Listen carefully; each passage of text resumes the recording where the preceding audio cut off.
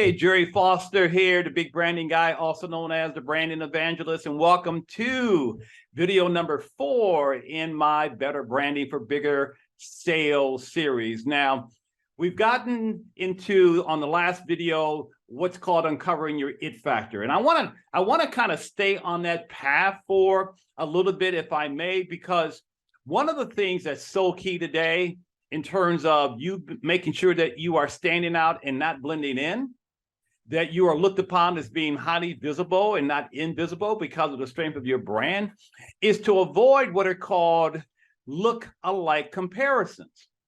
So I'm going to give you a little bit of training here. I'm going to go a little bit deeper and give you some things to think about, because what you don't want to become is what's called, quote unquote, a commodity in the eyes of your buyer. The last thing anybody should want is to allow a customer to commoditize you, which means they end up seeing you as just another penguin in the flock, another carton of milk, a jar of mayo. I mean, I got all types of branding cliches, but my point is that you were born to stand out and not blend in. And so you have to seize control over how people perceive you so that people see you the way that you want them to see you. Now, having said that, there's a couple of old adages in branding. Number one, think the way the customer thinks. Okay. Number two, never create a new conversation, enter into the conversation that is already in their head. So let's say you are offering expertise, your skills, talents, and abilities to other businesses, right? Known as B2B, business to business. So basically, within the context of what matters most to them, because this is really about you becoming as relevant as possible to them, because you have your finger on the pulse of what they care most about. So when it comes to B2B branding, in essence, what they care most about are things that are going up that they don't want to go up, or things that are going down that they don't want to go down. So think about those things that are going up, they don't want to have go up. That does what? That causes them pain. So what types of things might those be that's going to cause them pain? Well, anything that's an expense, anything that's a cost to them, obviously is going to matter to them.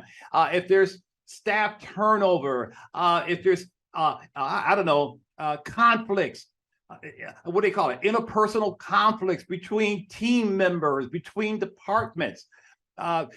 Competitor capabilities are going up, getting better. Customer defections are going up, right? I mean, there's a lot of things that go up, that can go up, that cause people pain, that cause these businesses pain. And so you have to make sure that they see you as having the best solutions for that. Are you with me? Right? I mean, just think about things that are bothering them. I don't know, employee injuries, could be anything like that. Now, on the flip side are things that are going down that they don't want to have go down, such as, this one's pretty obvious, right? Revenues, profits. They don't want to have problems with employee morale going down, stock prices going down, the quality of their raw materials, the quality of their services going down. They don't, employee accountability. Oh my God, employee involvement and commitment. Let's talk about that one today, in the midst of people wanting to work from their homes as opposed to coming back in, right? This hybrid marketplace that we're in. Oh my God.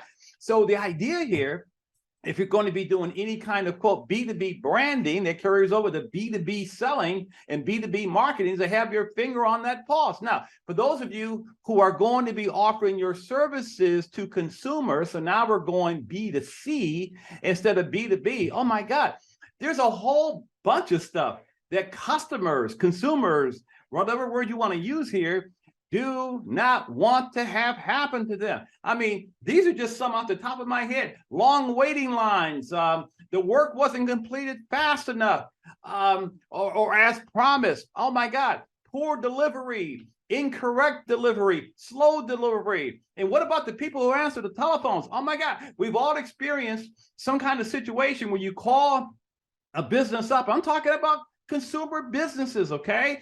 And my God, The people are inaccessible, and if they do pick up the phone, they have bad attitudes. Let's talk about that one. What about broken agreements, unfulfilled contracts? What about poor craftsmanship? I mean, when you start thinking about all the things that matter to the consumer, oh my God, limited selections. How could I forget about that? Poor customer service. Nobody's flexible. Everybody wants to stay rigid when it comes to doing anything. What else can you think of? Lousy technical support, lack of expertise. I mean, the list goes on and on and on. So here's my point. Make a list. Make a list of those things that you know matter the most to your target audience, be they businesses or consumers, so that you can say to them, if you work with me, you will not have any of these problems.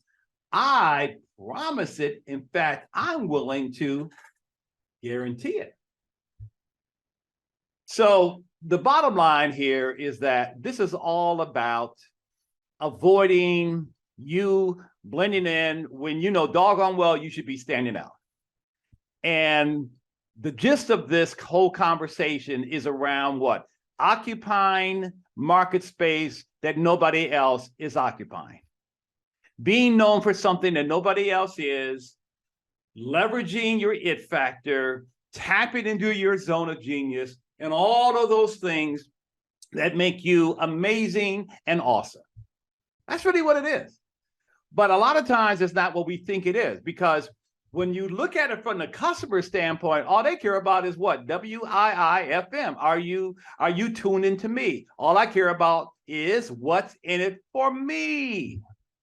But if you're on radio station WYD, what you do, and if your focus is more about that, then you're not relevant to your target audience, okay? And so you did have to take this a step further, because now we're into a whole different conversation around, well, what is it that you do that's so amazing and awesome that allows you to serve like nobody else can? And we're going to have a whole video on that one, but I want you to just start thinking about those things about you. Maybe it's your way of doing things more effectively and efficiently than others, because within the zone of genius that you provide, you leverage your approach to technology and how you are so innovative in what you do that you cannot help but stand out, get noticed, and be remembered for offering something unique so that you can then be rewarded for your individuality. You hear me? All right, so anyway, think about what I've been sharing in this video and look forward to the next one, because we're going to keep going on this path, because I just want to make sure that you get the success that you deserve. Again, hit the link below if you want to chat with me. Would love to. Take care. Bye.